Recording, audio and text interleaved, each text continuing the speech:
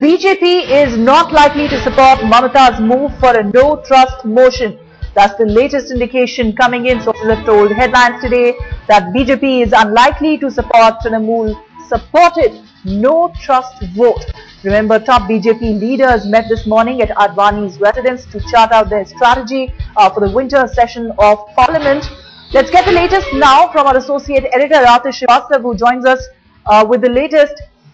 Atish, it seems the BJP would rather corner the government with a debate and vote on FDI than test its strength.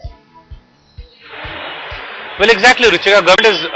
The BJP is not of the view that they should let government get a safe passage for next 6 months and have lots and lots of confidence as far as the number games are concerned, because they know for sure that no confidence motion means voting against the government, and in that scenario, Samajwadi Party, Bahujan Samaj Party and DMK will not support TMC or BJP. So they will vote in favor of the government just to save the government so that there is no communal party which takes over. So they have done that before.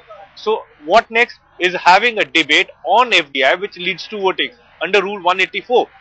They are apprehensive that there may be a proposal from government that under Rule 193 have a debate and which leads to which does not lead to voting. So in that scenario, they'll keep stalling the parliament. But the best option is to have voting, have discussion on FDI so that the position of all the parties become very clear, especially Samajwadi Party, BSP and DMK. And they're also in touch with TMC. They are trying to convince TMC that this is the best option available to embarrass the government and to have numbers in our favor. The government will not forward. Atish, I just want you to hold your thought. Embarrassment of Congress-led UP.